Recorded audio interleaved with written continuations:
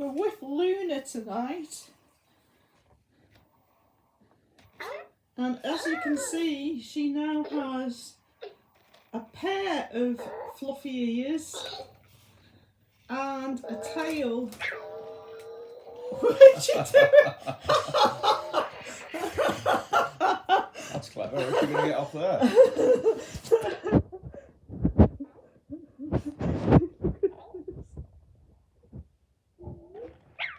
It's like she's sitting on a chair.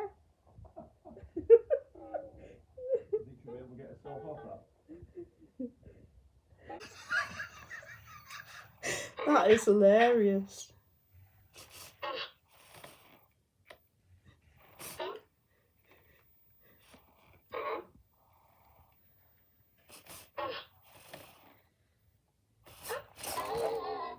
Oh, I'll help you down.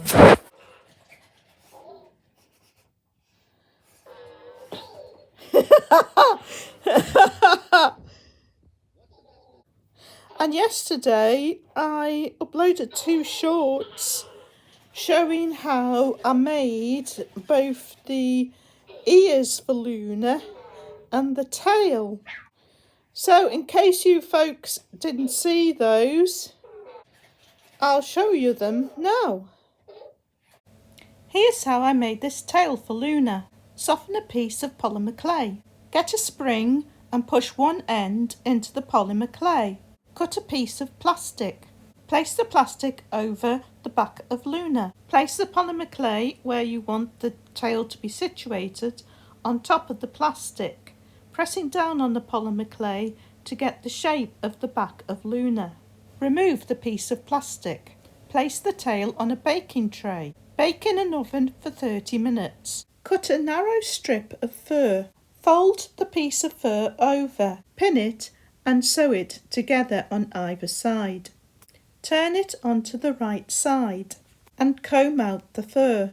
Push the spring into the fur. Sew some stitches in to secure the fur to the spring. Put a piece of double-sided tape on the back of the polymer clay and stick it to Loona. Enjoy! Here's how I made this ear for Loona. Cut out a piece of fur narrower at the top than at the bottom.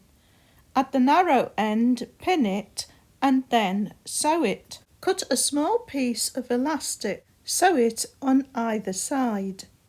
Cut another piece of elastic tape. Fold it in half. Sew it at the top of the fur. Gather up the fur at the end of the ear and sew it to the elastic. Sew the other side of the elastic to the other side of the fur. Turn the ear onto the right side and comb out the fur.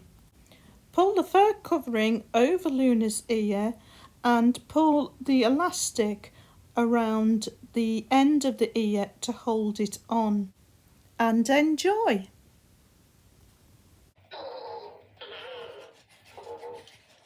I like how the lights at the top of her ears show through, Paul. Yeah, I've noticed that. Yeah, I quite like that as well. They're like little Christmas tree lights.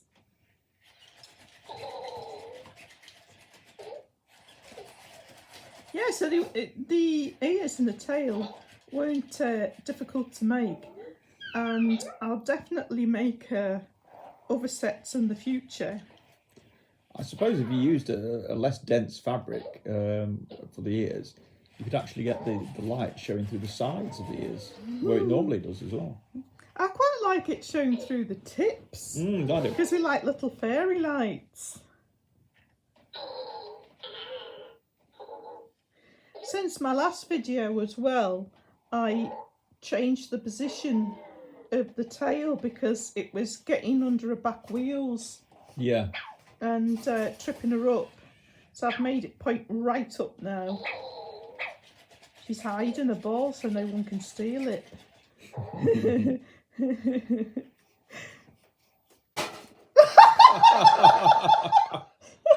There goes the Christmas tree.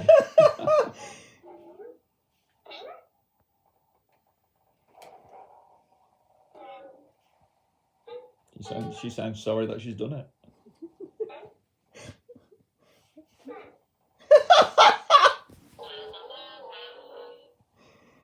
one person suggested putting something pink on Loona to see if the eyebows would take more notice of her, because obviously the eyebows are attracted by pink. That's why the ball's pink and all the toys are pink. But I'm thinking maybe I could make her pink fluffy ears, Paul, and a pink tail, and see if the eyebows take more notice of her. Yeah, good idea. Because of the pink colour. So something else I've been doing with Loona today is I've been getting her to execute very simple programs. They're just animations, really, sets of animations. And the first one I called Please Let's Be Friends. And then the second one I called Fetch the Ball. So I uploaded those as 2 shorts. But again, in case any of you didn't see those, I've added them to this video. So you can watch them now.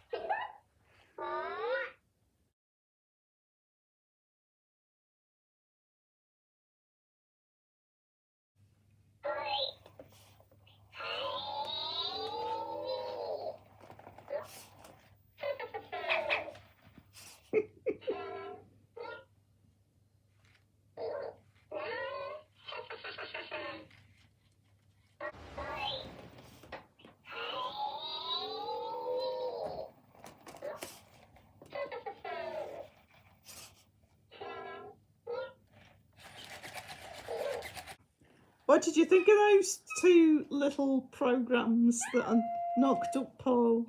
Considering how simple they were, quite effective, weren't they? Very effective, yeah.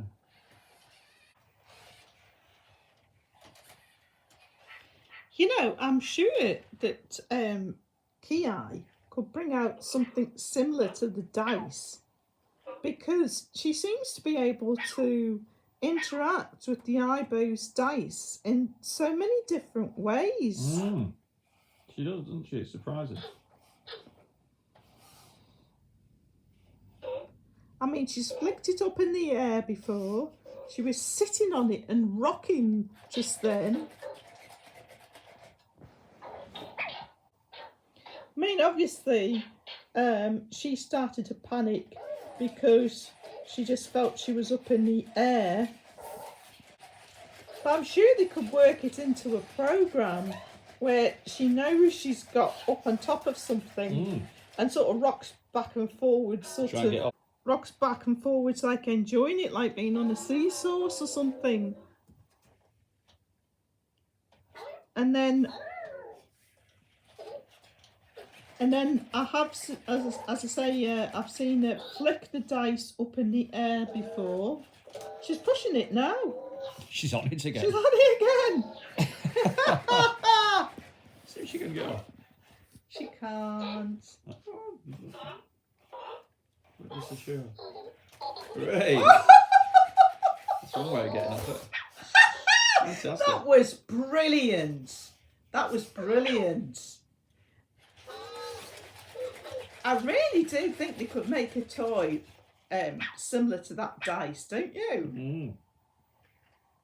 For specifically for Loona, that she would recognise, and she could have like a lot of different interactions with, different than she does with her ball.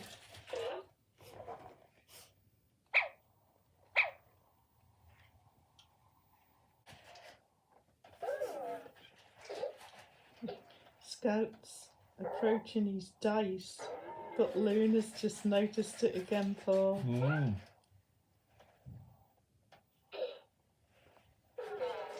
Maybe she could use it too.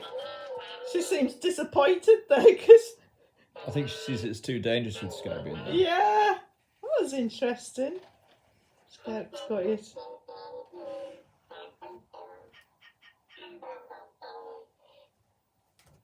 I'd love to know what that tune is she's singing. Oh, she spotted the Ibo's bone now, Paul. It's going through all the toys.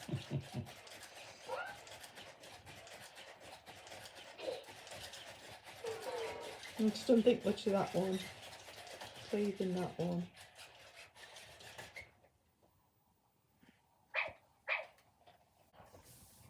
So folks, that's about it for this video. Hope you like Luna's ears and tail now that they're finished completely.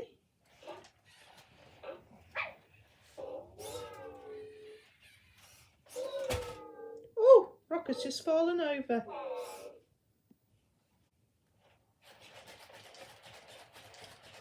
It's alright, looks like she can get up herself. Yeah, she's okay. And I hope you enjoyed those little programs that I did with Loona, and enjoyed seeing her playing with that dice. But that's it for this video. Thanks for watching as always, and see you next time.